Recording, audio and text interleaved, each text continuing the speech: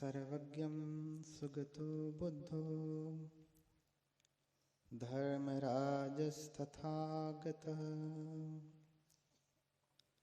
सम्मन्तभद्रो भगवान् मार्जिन्नो कजिज्जितः षड्भिगो दशबलो अद्वैतवादी विनायकः मुनीन्द्रः श्रीगणः शास्ता मुनिशाक्यमुनिनिस्तयः सह शाक्यसिंहः सर्वार्थसिद्धः शोधोदनिश्वसः गौतमर्वाकबन्धुस्स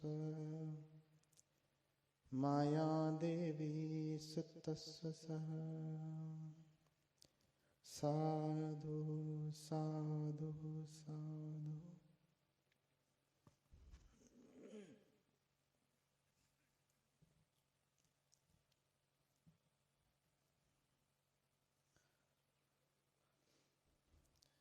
सर्वप्रथम जगत क्रिया को जानने वाले लोक गुरु भगवान रहस्य सम्यक संबुद्ध इनके कमल चरणों में कोटि कोटि नमन करता हूँ। तत्पश्चात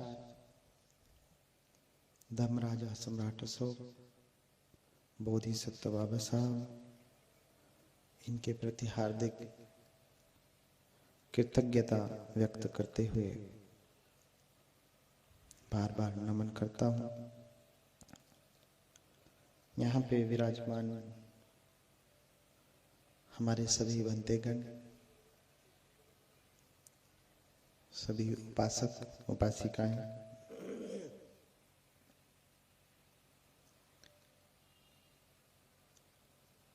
कल हम लोगों ने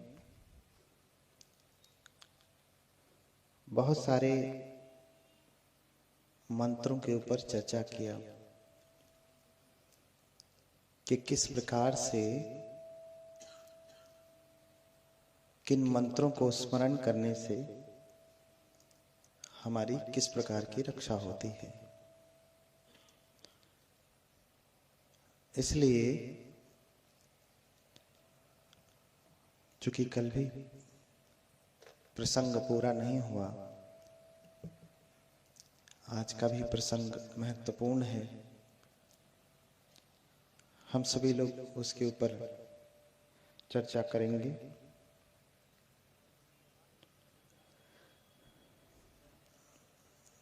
भगवान को हम सभी लोग बहुत छोटा मान करके बैठे हैं, इसीलिए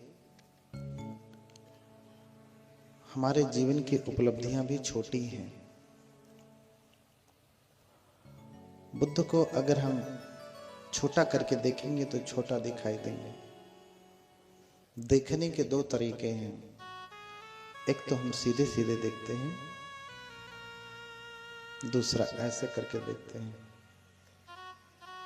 ऐसे करके तो सूरज भी कितना बड़ा होगा, इतना बड़ा सा ना, और भी छोटा कर सकते हैं तो उतने में ही सूरज आपको दिखाई देगा कि सूरज तो इतना ही बड़ा है।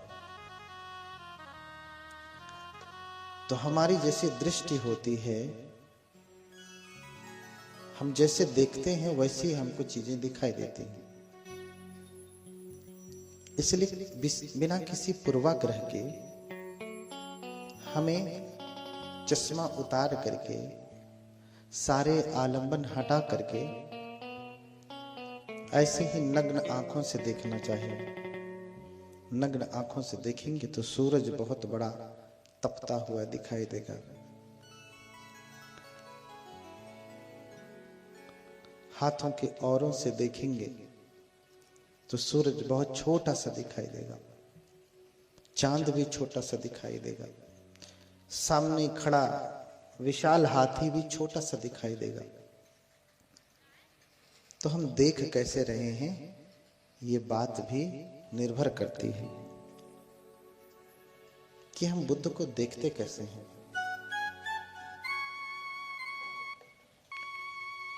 जैसा देखेंगे वैसा आपको फल उसका।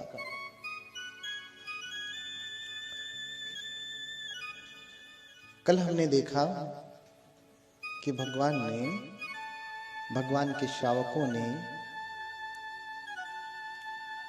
रिद्धि प्रतिहार्य दिखाया। चूल समुद्र ने समुद्र छोटा कर दिया।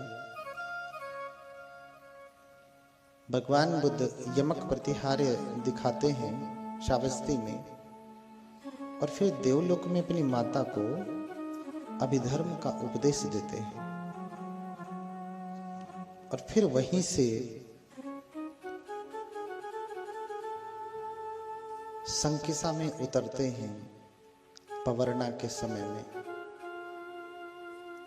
आषाढ़ी पूर्णिमा के समय में जाते, और फिर 3 महीने बाद पवर्णा के समय में, पवर्णा के दिन संकिसा में उतरते हैं। तब से वो जो भूमि है उसे अभिधर्म की भूमि कहा जाने लगा, क्योंकि भगवान ने अभिधर्म का उपदेश करके संकिसा में अवतरण किया, वहां उतरे।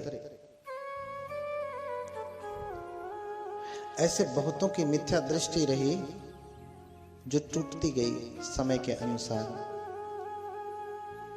मनुष्यों की छोड़ दीजिए, देवताओं की भी मिथ्या दृष्टि दूर हो गई। अक्सर हम लोग एक मंत्र पढ़ते हैं, गाथा पढ़ते हैं, जिसका नाम है जयमंगल अट्ठ गाथा। उसका नाम क्या है? जयमंगल अट्ठ गाथा। वो 8 जय मंगल की गाथाएं हैं। जय मंगल का अर्थ क्या हुआ? विजयी होने की और मंगल करने की गाथाएं। अर्थात उन गाथाओं के पाठ से आपका कार्य सिद्ध होता है, आप विजयी होते हैं जिस कार्य के लिए भी जाते हैं। इसलिए उसके अंत में कहा, एतापि बुद्ध जय मंगल अट्ठ गाथा यो वाचको दिन दिने सरते मंतन्ति हित्वान अनेक विविधानि च पद्यवानि मोक्षं सुखं अधिगमेय नरो सपञ्यो। जो इस जय मंगल अट्ठ गाथा को हर दिन पाठ करता है, उसकी मंत्रणा करता है, उसका जाप करता है, मंतन्ति, उसकी मंत्रणा करता है, उसका जप करता है, तो हित्वान अनेक विविधानि च पद्यवानि, अनेक प्रकार के हित सिद्ध हो जाते हैं, अनेक प्रकार के कार्य सिद्ध होते हैं। विविधानि च पद्यवानि, और विभिन्न प्रकार के उपद्रव जो होते हैं वो शांत हो जाते हैं। इसलिए दिन दिने सरते मतंती, दिन दिन यानी प्रत्येक दिन जो इस मंत्र का जाप करता है।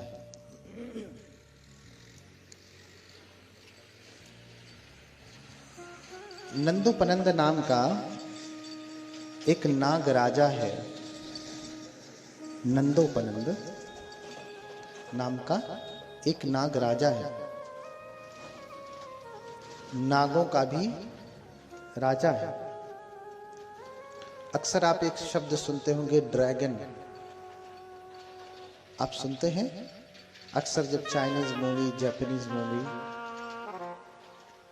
या ऐसा कोई सीरियल होता है, थाई मूवी, तो उसमें ड्रैगन दिखता है। ड्रैगन माने बड़ा सा सांप, अजगर की तरह से। ड्रैगन कहते हैं उसे, ड्रैगन। नंदोपनंद नाम का एक ड्रैगन था, सांप था, भुजगन।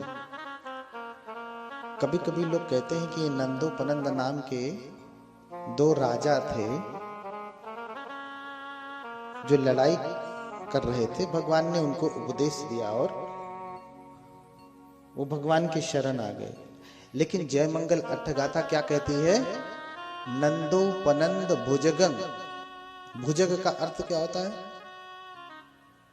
भुजंग का अर्थ क्या होता है? भुजंग। सांप की पर्यायवाची क्या है? भुजंग। ठीक है। तो नंदोपनंद नाम के भुजंग है। भुजंग सर्प, आदमी नहीं, आदमी नहीं, सर्प है। फिर उसके मन में बड़ी मिथ्या दृष्टि थी भगवान के समय में। अनाथ पिंडिक ने एक दिन भगवान को भोजन के लिए निमंत्रित किया कि भगवान कल का भोजन मेरे यहां ग्रहण करें। अनाथ पिंडिक बहुत बड़ा बुद्ध का श्रावक है, शिष्य है, दानी है। दानी नाम अग्रगण्य, दानियों में अग्र है। उसने भगवान को 500 भिक्षु संघ के साथ अपने घर पे निमंत्रण दिया कि भगवान कल का भोजन मेरे यहां ग्रहण करें। भगवान ने मौन रह करके स्वीकार कर लिया। क्यों? क्योंकि भगवान मौन रह करके ही स्वीकार करते। मौनी ने समर्थन, मौन रह करके समर्थन करते हैं। ठीक है, तुम्हारी इच्छा है तो आ जाएंगे, अन्यथा कोई बुद्ध की न इच्छा है न अनिच्छा है, वो सभी इच्छाओं के परे हो चुके हैं। और फिर भगवान जब कल होता है, कल निमंत्रण देके गया कि कल आना, तो जब कल आता है, वैसे कल कभी आता नहीं, दूसरे दिन जब भगवान सुबह का समय हुआ तो पुब्बंग समय में, पुब्बंग समय अर्थात एएम का समय समझिए, एंटी मेरिडियम जो अंग्रेजी में आप लिखते हैं एएम। तो पुब्बंग समय में, ऐसा समय जिस समय सूरज उगा नहीं होता है लेकिन थोड़ा थोड़ा उजाला हो जाता है, सुबह के समय में 4-5 बजे, इस समय 6 बजे तक ऐसा होता है। गर्मी के समय में तो 4 बजे के बाद ही ऐसा हो जाता है, उसे पुब्बंग समय कहते हैं। वैसे 1 बजे से ही पुब्बंग समय शुरू हो जाता है रात के। पुब्बंग समय में भगवान आवर्जन करते हैं, देखते हैं कि कौन आज मेरे ज्ञान जाल में फंसा है, ज्ञान के मुख में फंसा है। तो भगवान आवर्जन करके देखते, क्योंकि भगवान ऐसे ही किसी को उपदेश नहीं करते। भगवान देखते हैं, भगवान अच्छे वैद्य हैं। जैसे वैद्य होता है ऐसे किसी को पकड़ करके नहीं दवाई देने लगता, आओ तुझे दवाई देता हूं। पहले जांच करते हैं डॉक्टर की, सच में तुम्हें बीमारी है कि नहीं, या स्कूल ना जाने की वजह से बहाना बनाया है कि पेट में दर्द हो रहा है। जब स्कूल जाना होता है तो छोटे बच्चे बहाना करने लगते हैं कि मम्मी पेट में दर्द हो रहा है, हाँ पैर में दर्द हो रहा है। लेकिन डॉक्टर होगा तो परीक्षण करेगा कि नहीं ये नौटंकी कर रहा है, बहाना बना रहा है। फिर भगवान कुशल वैद्य हैं, इसलिए कहा कि अथ भगवान तेषाम आशयानुशयम विदित्वा। फिर भगवान बैठे बैठे उसकी दशा को यहीं से देख लेते कि वो नागलोक में नंदोपनंद भुजंग जो सर्प है क्या विचार कर रहा है। भगवान जान करके स्मित हास्य करते, माने मुस्कुराते थोड़ा सा। भगवान ठहाका नहीं लगाते, क्योंकि भगवान हम लोगों जैसे सामान्य नहीं है। भगवान बुद्ध भगवान है।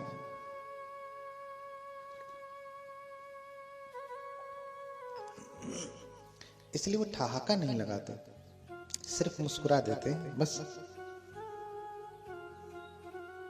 कि ये कितना अज्ञानी है, समझता है कि मैं बहुत बड़ा शक्तिशाली हूं।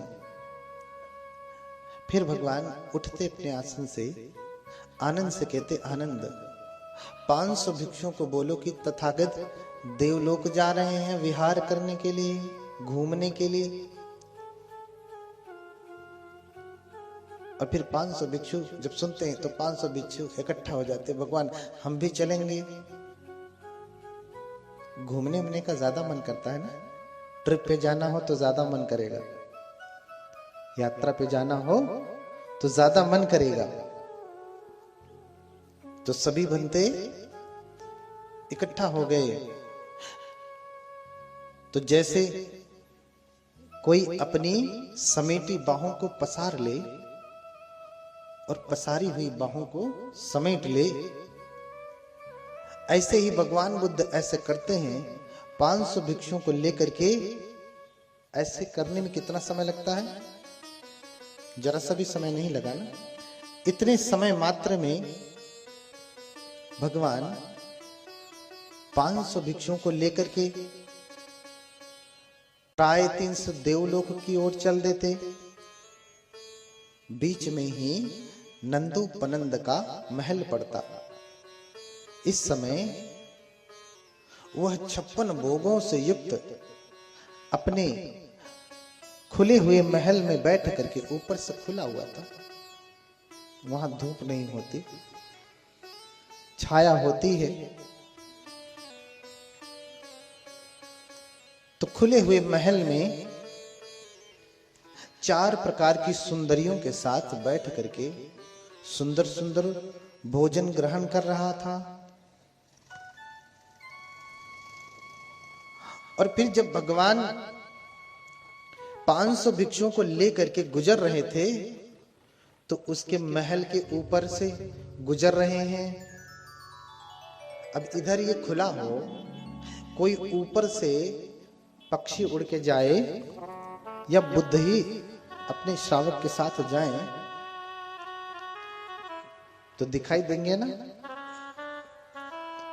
ऐसे ही जब वो भोजन कर रहा था, महल खुला है, भगवान 500 भिक्षुओं के साथ उसके सिर के ऊपर से जा रहे थे। नंदोपनंद ने देखा